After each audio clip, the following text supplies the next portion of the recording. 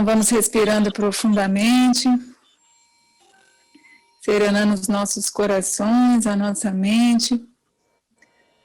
Vamos agradecendo a Deus, nosso Pai, ao nosso Mestre Jesus, aos nossos mentores espirituais pessoais pela oportunidade de estarmos aqui hoje novamente nesse estudo, e vamos rogando para que sejamos intuídos, instruídos, para que esse estudo possa ser feito de forma harmoniosa, fraterna, e que nos guie nesse aprendizado para que seja o mais proveitoso possível para todos. Que assim seja, graças a Deus. Que assim seja. Graças a Deus. Seja. Então, nós paramos aqui no último encontro, onde está assinalado, ou melhor, começaríamos no como enfatiza um instrutor espiritual druso, é isso mesmo? Isso mesmo. É? Então, vamos lá. Como enfatiza um instrutor espiritual druso, desde o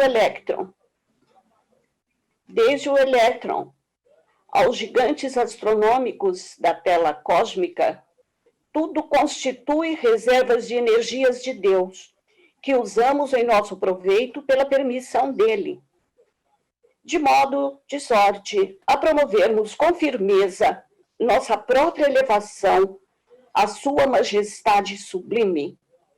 Após conquistarmos a coroa de razão, de tudo se nos pedirá contas no momento oportuno, mesmo porque não há progresso sem justiça na aferição de valores.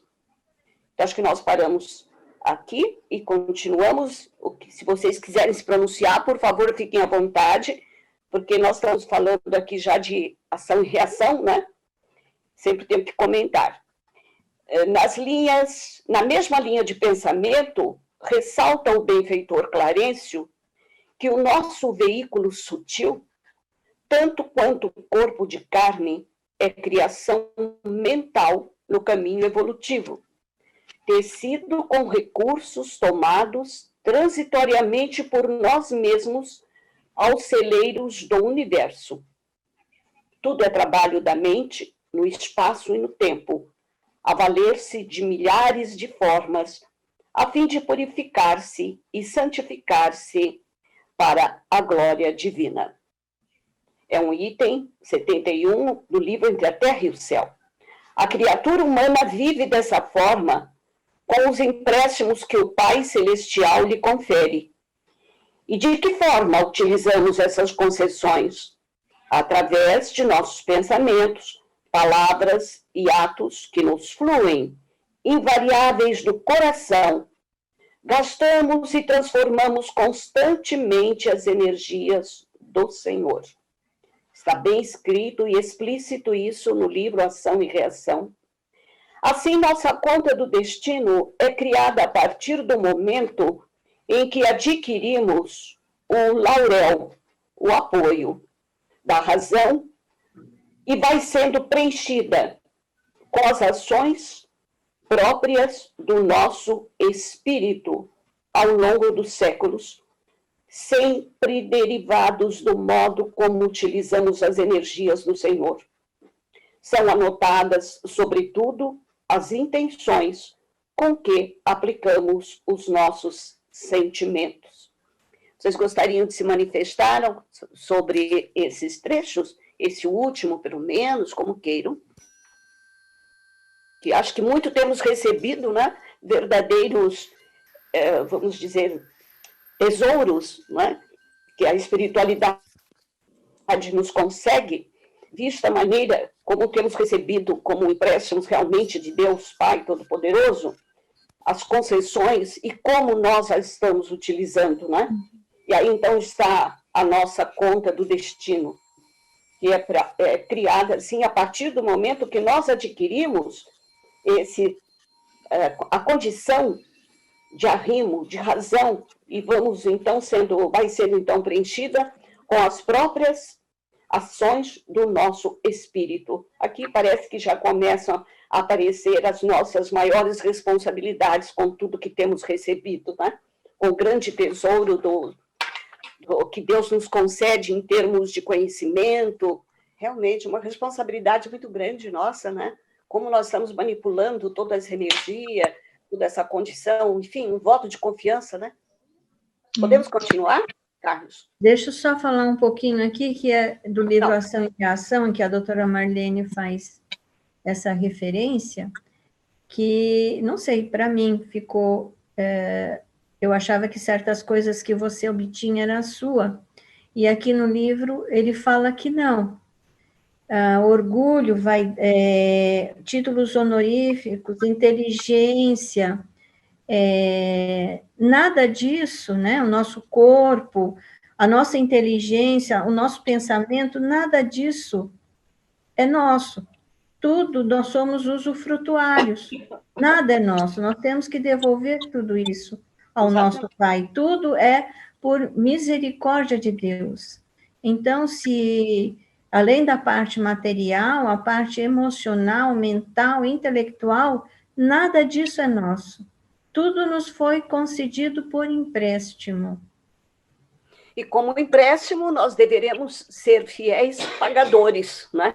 Desses empréstimos preciosos, e que, na maioria das vezes, nós vamos tentando passar a perna assim naquele que nos ofereceu tanto, né? E vamos acumulando débitos, né? Podemos continuar, Carlos? É aí que Lavoisier entrou, né? Ele fala que na natureza nada se cria, nada se perde, tudo se transforma, né? Então, até os pensamentos, até a parte... Inclusive isso. Não matéria, é uma transformação constante. Eles vão explicar isso aqui muito bem nesse capítulo, viu? Muito lindo. Aprendemos com os mentores espirituais que a percentagem quase total das enfermidades humanas tem origem no psiquismo. Orgulho, vaidade, egoísmo, preguiça e crueldade são vícios da mente, gerando perturbações e doenças em seus instrumentos de expressão, ou seja, somos nós, não é? As moléstias conhecidas no mundo e outras que ainda escapam ao diagnóstico humano, por muito tempo persistirão nas esferas torturadas da alma, conduzindo-nos ao reajuste.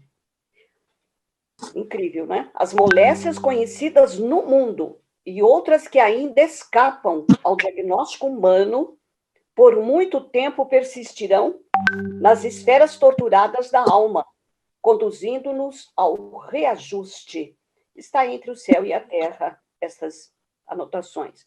Então, no mesmo teor das ideias, no século XVIII, Mesmer afirmava que as causas físicas devem se juntar à influência das causas morais.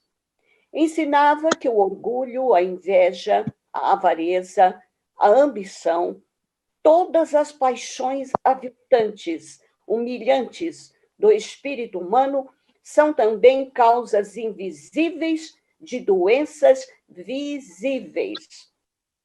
Para ele, o magnetismo, o poder, a influência animal não cura os males morais, os da alma. Emmanuel simplifica tudo isso afirmando o seguinte: saúde é a perfeita harmonia da alma. Isso nós encontramos lá no livro O Consolador. E para atingir esse estágio, é preciso evoluir muitíssimo na aquisição do conhecimento e do amor. Por isso mesmo, Jesus deixou o padrão ideal de cura para o mundo. Ele não apenas curava o físico, como advertia o beneficiário de que não deveria voltar a pecar.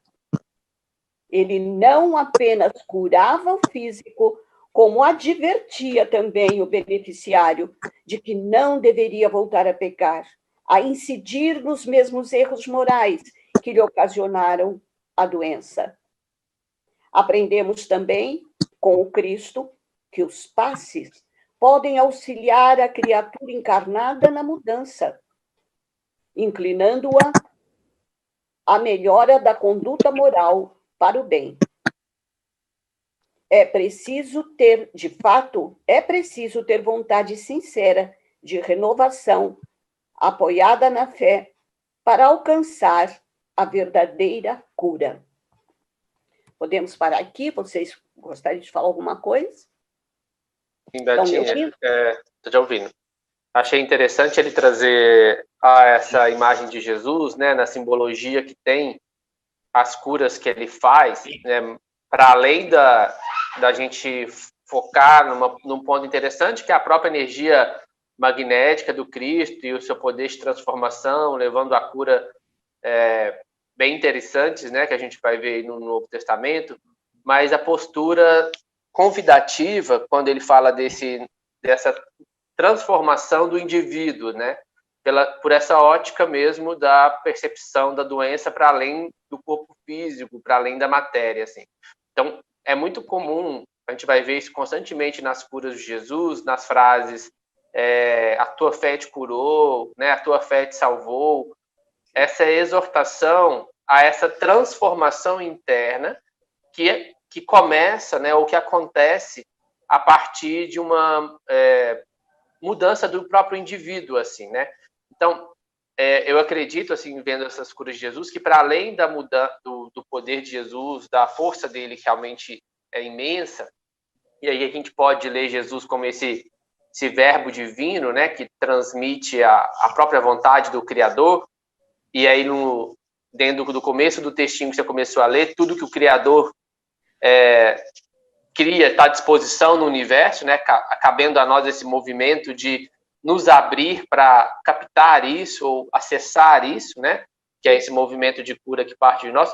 Então, quando a gente faz esse movimento ativo, proativo, de mudança, de reconstrução, de transformação, eu entendo que naturalmente a gente se conecta a essa energia curativa, né, que está disponível no universo, que está presente no universo, e que esse movimento ativo nosso nos conecta a ela, assim, de forma que, através da vontade, da nossa mente, a gente entra nessa harmonia que Emmanuel traz na frase dele, né, como saúde como a perfeita harmonia da alma, a gente se conecta ao Criador, se harmoniza a essas leis, e naturalmente isso se desdobra num processo de cura num âmbito mais profundo, né, do que simplesmente o corpo físico, mas uma cura para além do corpo físico, né, que vai se traduzir aí numa cura da alma mesmo.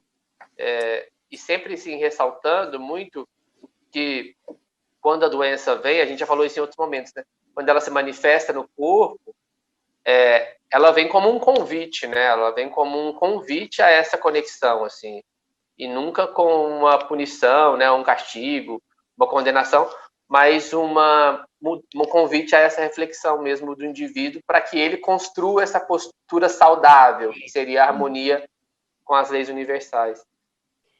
Eu acho que aí é o grande momento em que nós podemos fazer uma análise interior nossa, né? A quantas andam o nosso relacionamento com a espiritualidade, com Deus, nosso Pai, com os compromissos assumidos, porque a repercussão dessas patologias, dessas condições tão adversas e que a gente realmente gostaria que não existissem, são inevitáveis, não é? Nós teremos que enfrentar isso. E a maneira como nós o fazemos é que pesa muito, não é? Não digo com alegria, estou mal, estou sofrendo, mas estou sorrindo, não isso, mas ter o Simancol, desculpe a palavra um pouco chula, mas é a realidade, a maneira como nós nos comportamos, né? Como nós reclamamos, como nós choramos, queremos ser vítimas, coitadinho de mim, o que eu fiz de mal, meu Deus, só Deus sabe, não é? Então, acho que aqui, a seguir, eles vão nos informar. Olha, consciência, perispírito e recapitulação.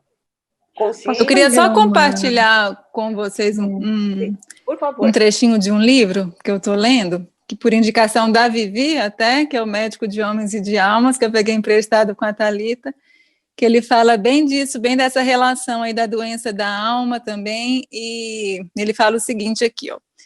Se o fígado está doente, é São Lucas que fala, então o homem todo está doente, pois suas toxinas alcançam o sangue, os olhos, o coração, o estômago, os intestinos, a pele. E o mesmo se dá com as úlceras, degenerescências e todas as outras doenças. Não é apenas o peritônio que está inflamado, é o corpo inteiro que está inflamado por solidariedade.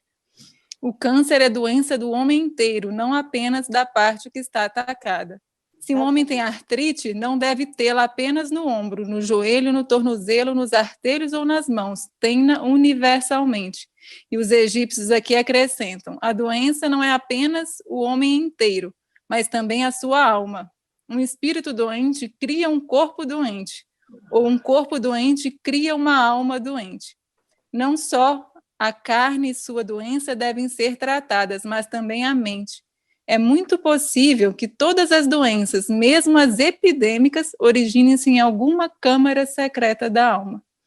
Então, fala aí da importância da gente ver o ser humano como um todo, né, e não de forma segmentada, como a nossa medicina moderna muitas vezes faz, e da relação aí da alma com o corpo, né? Esse livro é igualzinho a Ação e Reação, que o orientador, o ministro Sâncio, falou a mesma coisa para André Luiz, igualzinho, que a doença toda do ser humano está na sua consciência. Mas o ministro Sâncio fala a mesma coisa aqui sobre a doença do ser humano, que ele explica que tudo isso está na consciência do ser humano, e não é como a gente vê hoje em dia, que tudo é compartimentalizado, né? Médico de estômago, médico de cabeça, não, é neurologista, não, você tem que olhar o homem como um ser humano, como uma coisa só, né? Que a doença está na consciência e não no corpo. O corpo apenas reflete a doença do homem.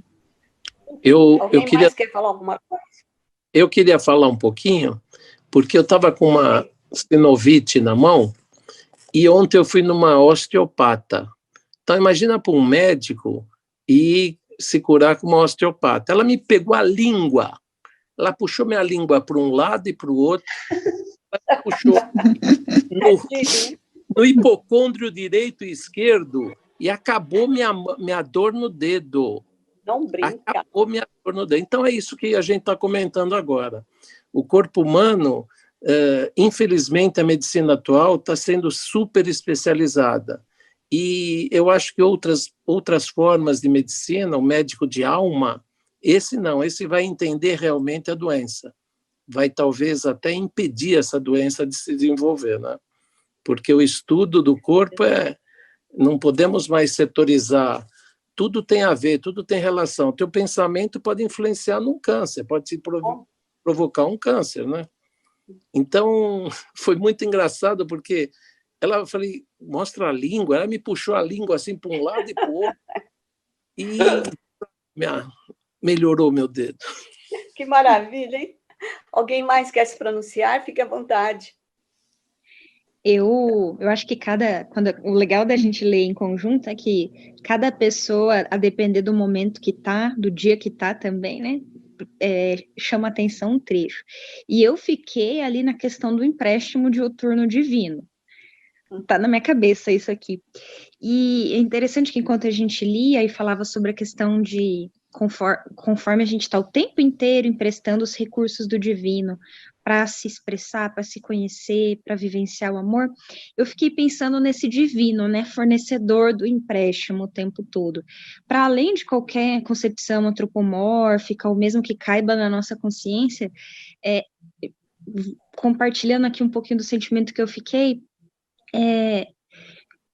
me veio e fica uma imagem assim de um amor incondicional, que não espera nada do empréstimo.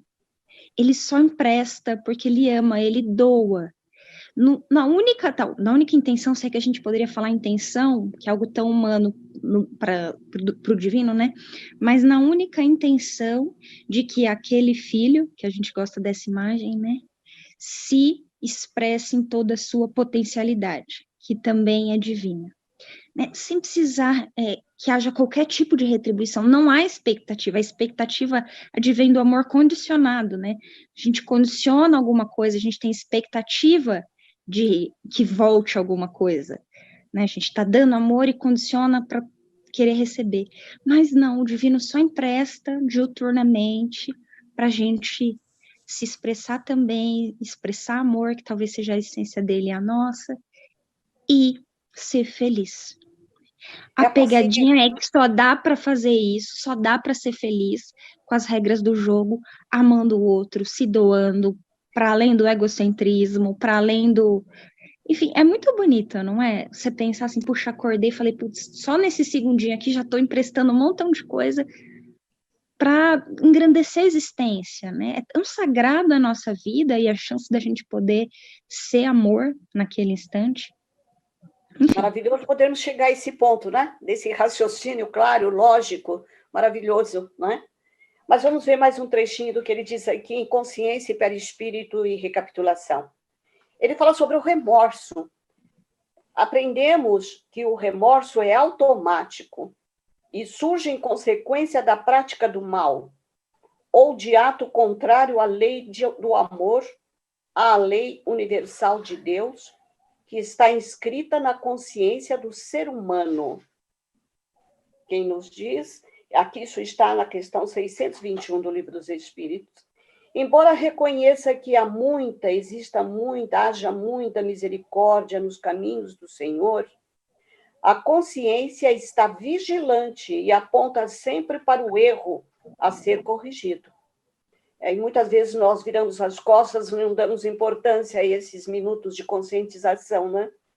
É por isso que depois de passarmos largos anos em serviço nas zonas espirituais da Terra, entramos espontaneamente na faixa de recordações menos felizes, identificando novas extensões de nosso karma ou de nossa conta.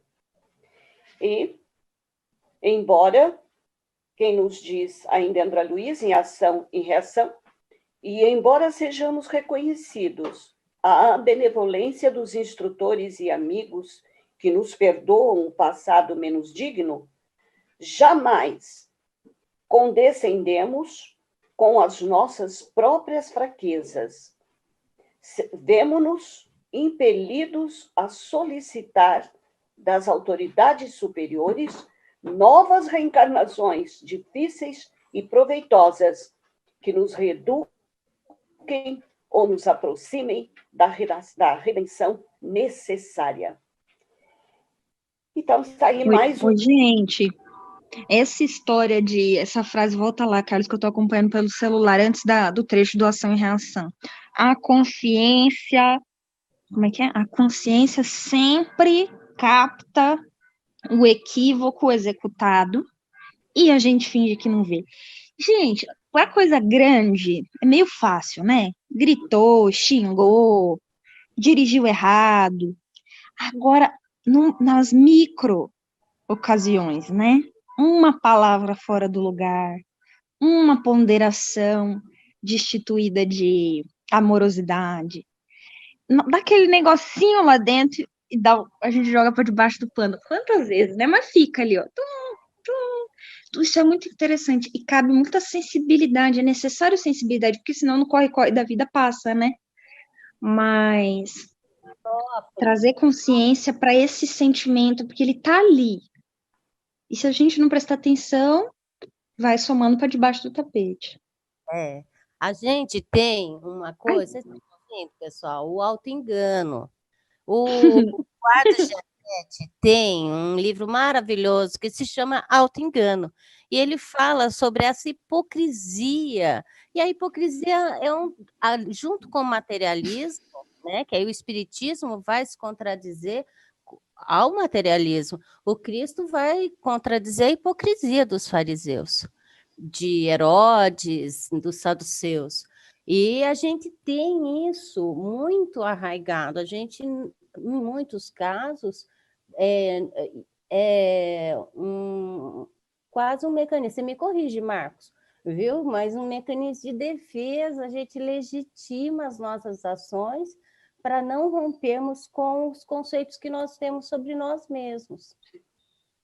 Então, romper isso é já partir do pressuposto que, olha, pede você mesmo o pior, Tem esperança sobre você, não expectativas. As expectativas vão nos decepcionar, ou vai tornar a reforma íntima muito dura, porque a gente vai buscar o que a gente escondeu, por não aceitar que a gente é assim.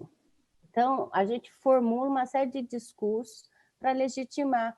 Então eu perdi a calma naquele momento, mas...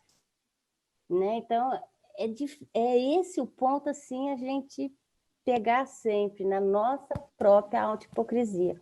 E Essas aceitar. justificativas, né? Interiores e essas excuses que a gente vai dando. A gente vai encontrar aquilo que a gente escondeu em nós. Sim. Então, é um serviço árduo. Por isso que é tão difícil a gente fazer, né? Mas é muito possível, e esse auto-engano assim, é muito, muito impressionante. A Mônica, do Fábio, fez referência a uma pessoa que trabalha com neurociência, que é o Pedro Calabres. Eu recomendo, ele tem vários vídeos e que ele vai apontando essas coisinhas nossas de todo dia, e ele vai introduzindo essas nossas... Como que a gente se boicota, né? E a gente boicota a nossa própria reforma íntima, mesmo com todo conhecimento espírita que a gente se arroga a ter, né? A gente quer, mas vai atropelando mesmo, e dói. Então, a gente foge disso. Eu tô naquela fase, eu não sei como é que vocês estão nesse processo, mas eu tô naquela fase de tentar criar um pouco de intimidade com esse sentimento de desconforto que às vezes vem nessas microatitudes. Por exemplo, ao falar com alguém no telefone, ser um pouco mais impaciente. Coisa sutil, mas que eu percebo. Há um movimento interno, e criar intimidade com ele fica mais fácil. Há um negocinho interno, né? É deixar mais fácil para a próxima vez conseguir lidar com isso, enxergar o que está acontecendo. Eu acho que senão, dentro eu de te nós engano, vem com tudo, né? é muito orgulho, né, queridas? Eu acho que nós precisamos ser um pouco mais humildes, né? E irmos, assim, nos autoanalisando a cada momento da nossa existência, a cada ocasião que nos defrontamos com oportunidades que poderíamos provar. Oh, meu Deus, eu cresci um pouquinho, né? Eu suportei isso, né? E muitas vezes a gente não faz aquilo que sabe que deveria fazer e vai ficando para depois, né? Legal, avisa aí quando tiver que parar, viu? É legal identificar os gatilhos, porque a gente tem gatilhos, não é do nada, né, gente? Tem essas coisas recalcadas. Aí o Marcos me corrija, viu, Marcos? Porque eu estou começando agora a estudar, né, psicologia, mas essas reiterações a gente não vai perceber, daí essa familiaridade que a Lídia falou mesmo.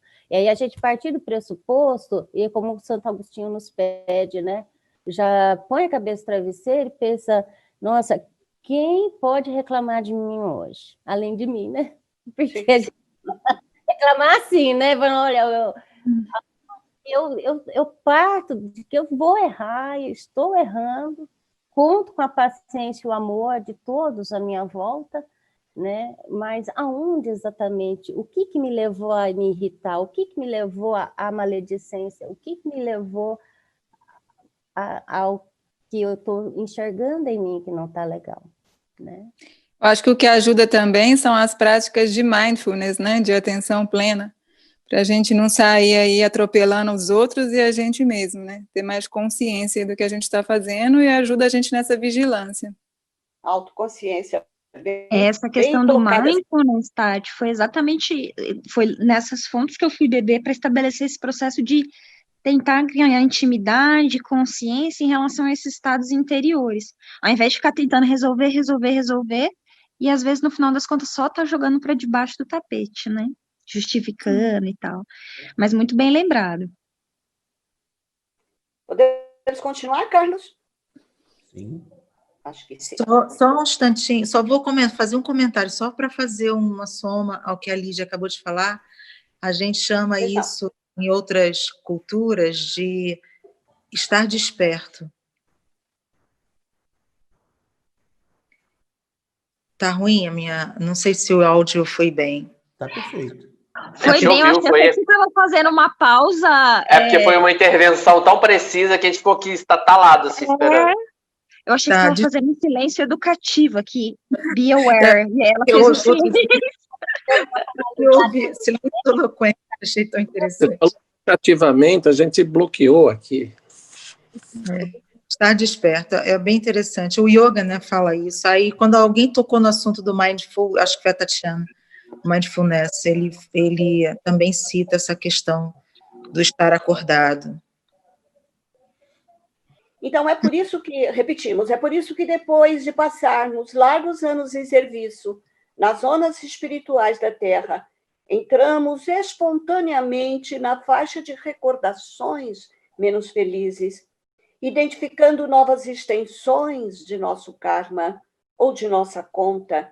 E, embora sejamos reconhecidos a benevolência dos instrutores e amigos que nos perdoam o passado menos digno, jamais condescendemos, jamais cedemos com as nossas próprias fraquezas. Vemo-nos impelidos a solicitar das autoridades superiores novas reencarnações, difíceis e proveitosas, que nos reeduquemos ou nos aproximem, que nos reeduquem ou nos aproximem da redenção necessária. Então, as faltas marcam, vincam o espírito. Por sua própria constituição, o corpo espiritual é profundamente sinalizado, marcado pela atividade mental, funcionando como uma chapa muito sensível, que recebe a impressão de pensamentos e atos que a alma produz, refletindo-lhe a iluminação ou a inferioridade. E a alma é compelida a recapitular para buscar o reajuste. Assim, no estudo de toda patogenesia, e toda patogenia, ou patogênese, em toda a origem das doenças, da patogenia ou doença, é preciso levar o perispírito em consideração. Mesmo porque a cura do corpo físico está diretamente subordinada à cura desse envoltório espiritual. Se não fizermos isto, as nossas conclusões em matéria de saúde e doença serão falhas e incompletas. Tendo em vista o que já vimos, a criatura pode apresentar-se aparentemente saudável e já trazer no perispírito as marcas indeléveis da doença que eclodirá um pouco mais adiante, segundo a lei de ação e reação, em que o tempo é o principal fator desencadeante. Então, segundo esta lei, a regra é sempre a mesma. Quando ferimos alguém, antes de tudo, ferimos e prejudicamos a nós mesmos. É por isso que nos diz o André ainda em Ação e Reação, as ações de vidas passadas falam em nós com gritos de credor exigente, amontoando sobre as nossas cabeças os frutos amargos da plantação que fizemos. Daí os desajustes e enfermidades que nos assaltam a mente, desarticulando-nos os veículos de manifestação. Então, muitos casos de transtornos mentais, como os de depressão, ansiedade, fobia, estão diretamente relacionados a essas distonias do perispírito, destas perturbações do perispírito. André Luiz ensina, então, que muitas dessas afecções têm sido seus alicerces na adinamia, na prostração, na debilidade proveniente da nossa queda mental no remorso, ou na hiperdinamia, imposta por delírios da imaginação, a se responsabilizarem por disfunções inúmeras da alma, nascidas do estado de hipo e hipertensão no movimento circulatório das forças que lhe mantêm o organismo sutil. Betinha, Sim, eu gostaria de fazer um comentário, pois não. que isso aqui não é um determinismo, né? Que nós temos o livre-arbítrio, Sim. né? Que nem fala que nós, através do nosso perispírito, nós fazemos, né, o nosso mapa genético das doenças que nós viemos para cá, para limpar o nosso perispírito através do nosso corpo, como foi dito a semana passada, né, que a Lídia falou, que é o carvãozinho, que a doutora Marlene falava que é um carvão que vai expurgar todo o nosso,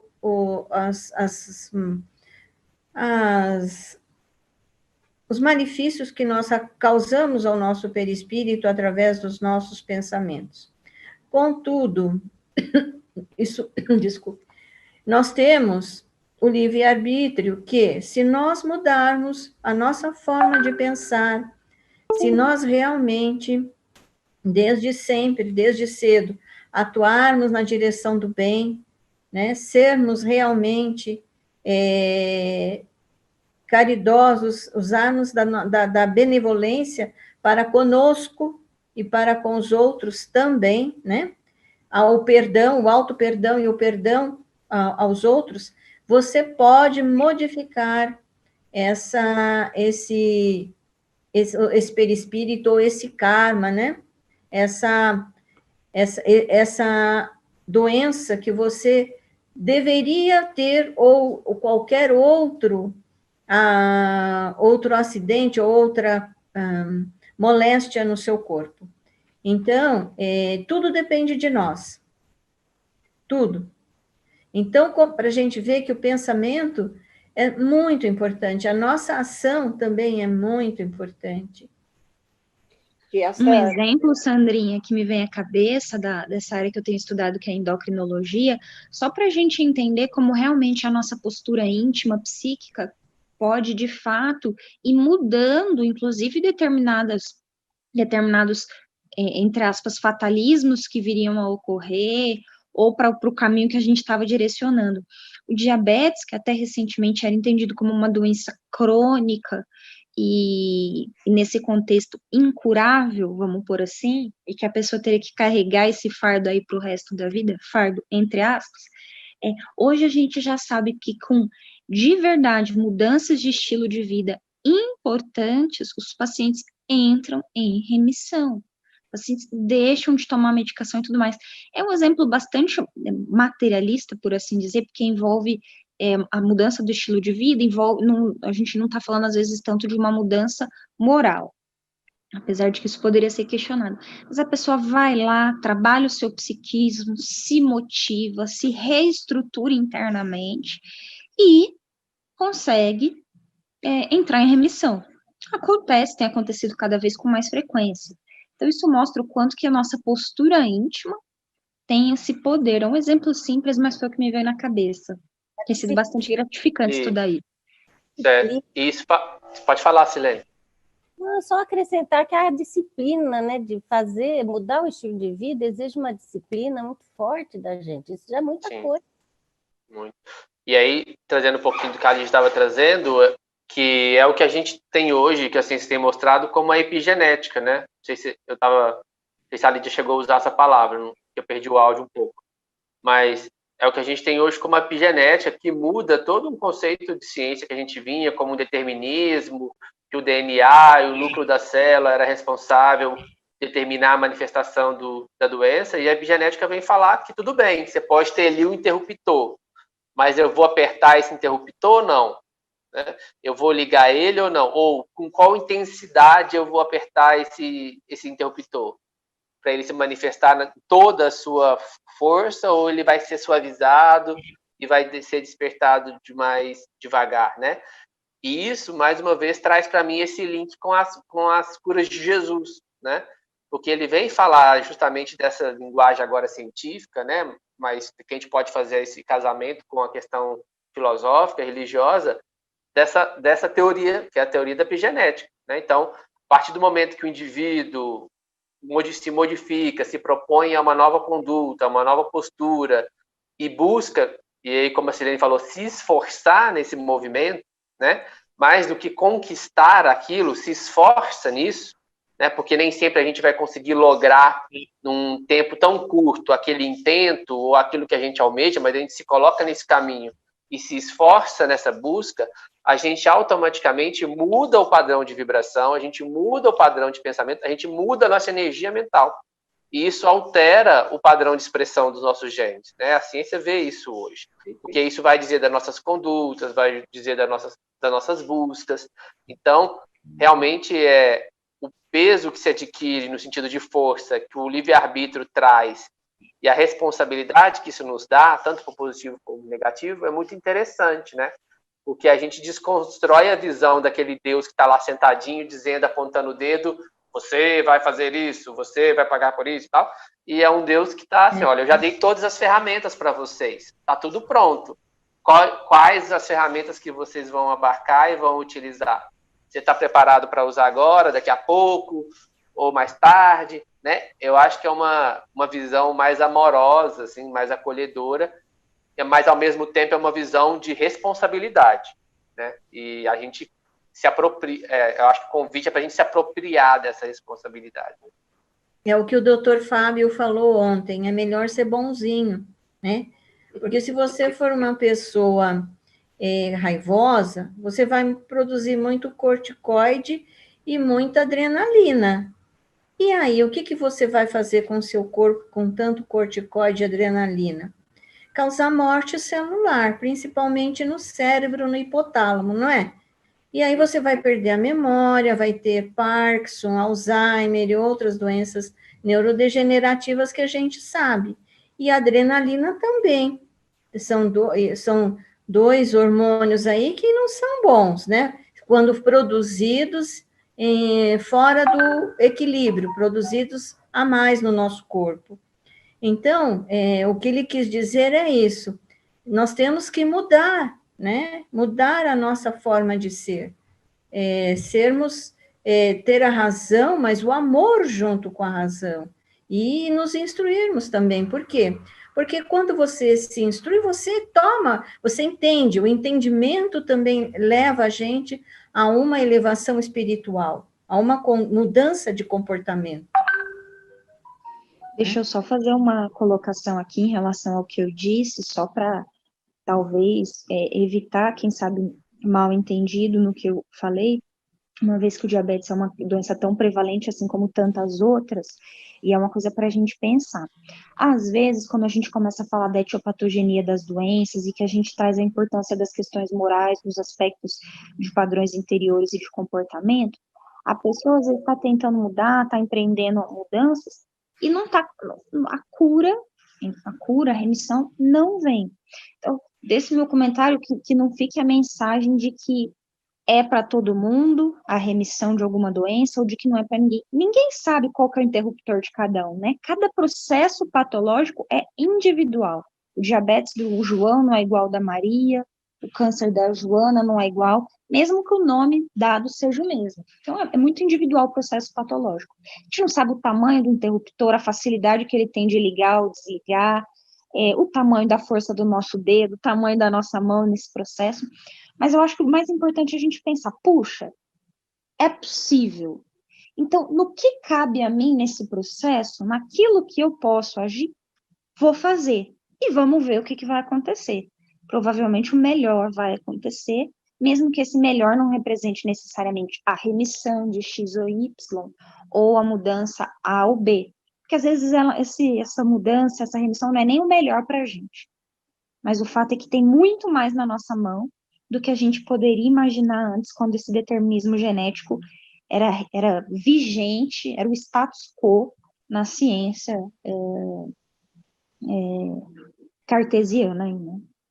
Então, essa autoajuda pode realmente auxiliar muito na mudança das coisas, né? A medicina fará sempre a parte dela.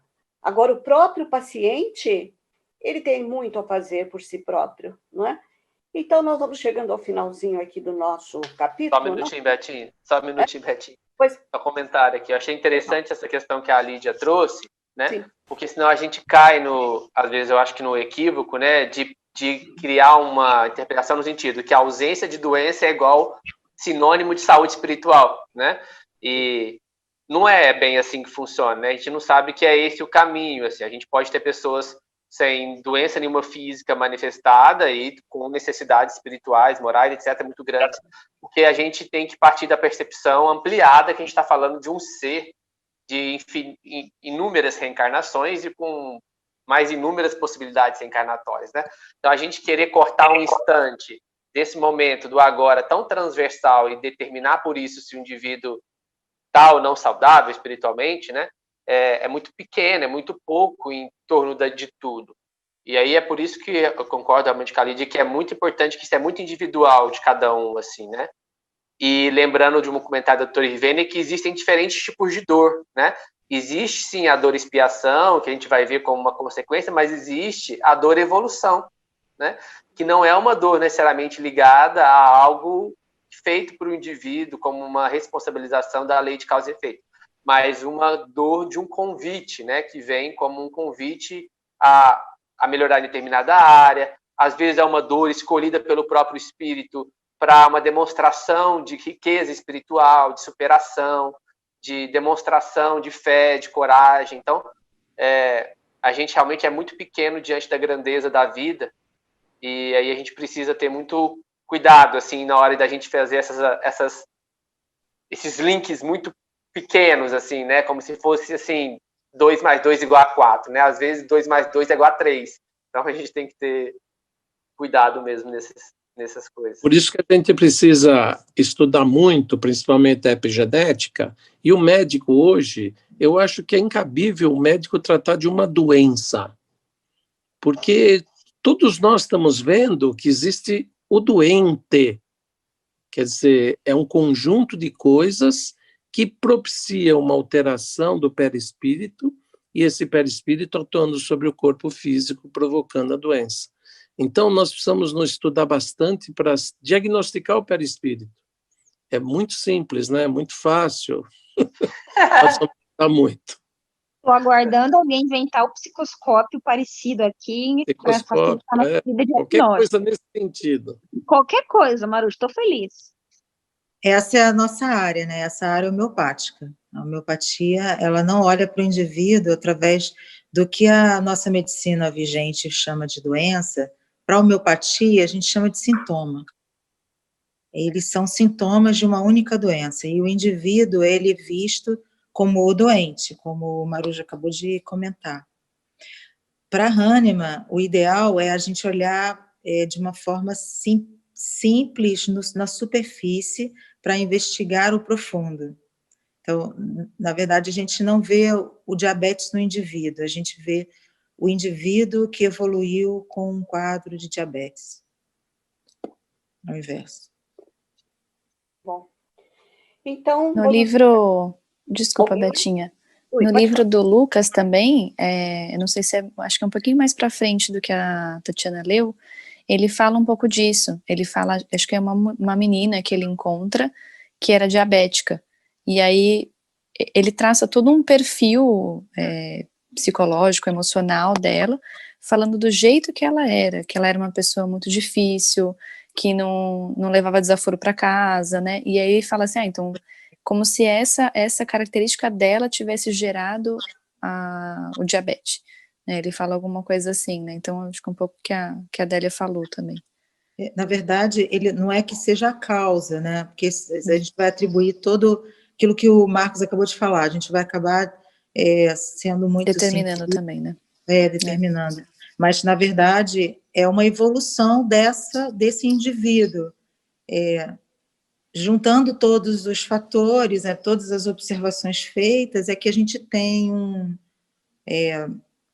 uma forma de tratar na homeopatia. Você se utiliza desses sintomas, mas só colocando que o diabetes não é visto como uma doença, mas é visto como um sintoma do doente.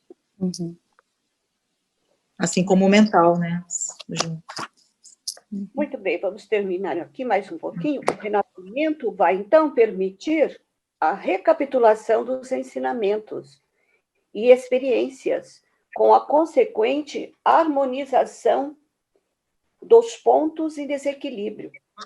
E por mais que encontremos no mundo afetos mal conduzidos, cadeias de ódio, reações entre encarnados e desencarnados, enfim, graves desequilíbrios, é preciso manter a esperança, porque a vida na Terra oferece inúmeras oportunidades de reajuste e transformação.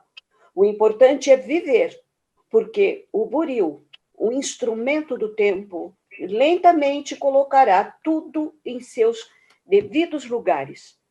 Como ninguém avança para frente sem pagar as dívidas que contraiu, a necessidade de reharmonização perante a lei torna-se imperiosa. E além das doenças que surgem em decorrência direta das ações de vidas anteriores, existem as que resultam também de desvios desta existência mesma e aquelas outras que imploramos a providência divina para que nos auxiliem a nos reincidir no erro. Acho lindo esse trecho aqui, porque em que momento nós teremos, hein? Chegará esse momento que nós teremos a capacidade de reconhecer isso, né? Aqueles outros que imploramos a providência divina para que nos auxiliem e a não reincidir no erro. Então, seria um pouco mais de conscientização, de conhecimento de si próprio. Humildade. E aí, Betinha, eu achei interessante essa frase final, né? Porque ela coloca, porque o buril do tempo, né, será o responsável por nos moldar diante da existência. Então, é interessante porque o buril é o tempo, né?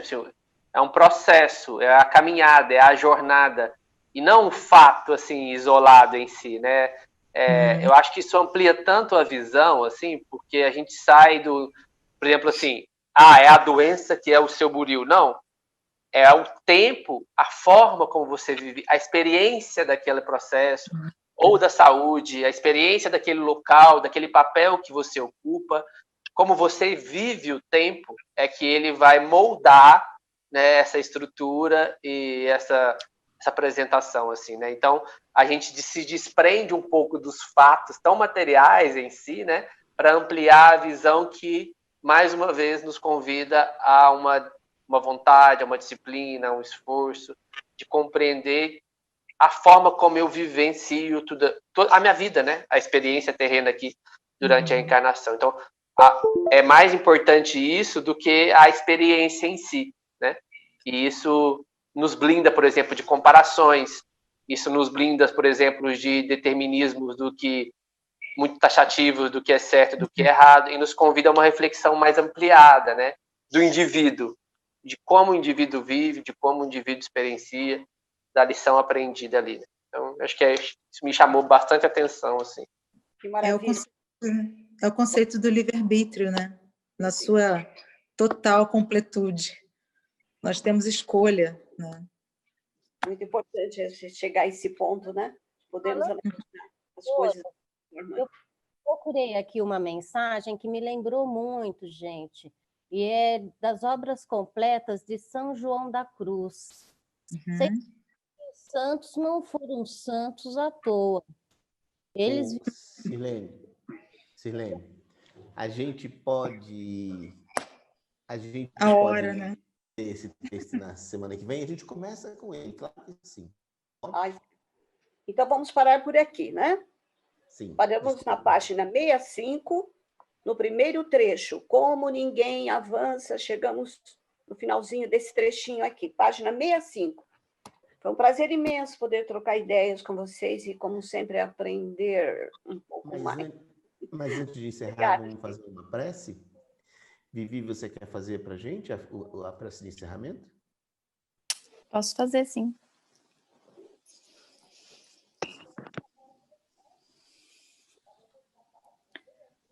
Fechando nossos olhos, agradecendo a oportunidade de estarmos reunidos mais uma vez, estudando, aprendendo, refletindo, não somente para cuidarmos melhor dos nossos pacientes, da nossa família, dos nossos amigos, mas de nós mesmos, trabalhando na nossa reforma íntima, compreendendo os nossos processos e aceitando as nossas dificuldades, pois nós mesmos escolhemos vir neste momento, nesse corpo, com essas doenças, com essas dificuldades. E que saibamos que quando viemos para cá, trouxemos na bagagem os instrumentos necessários para conseguir vencer cada uma delas. Não necessariamente em busca de cura, mas em busca de superação, de corrigenda. E assim como um remédio pode ser amargo, uma pomada pode arder, são as nossas feridas, são os nossos erros que vão nos ensinar o caminho do melhoramento espiritual, moral e físico. Agradeço a todos pela paciência, pela oportunidade de estarmos juntos e agradeço ao Mestre Jesus por ter abençoado cada um de nós nesse estudo. Que assim seja. Graças a Deus. Muito obrigada. Boa noite, gente. Boa noite a todos. Muito Boa noite, pessoal. Boa noite. Boa noite. boa noite.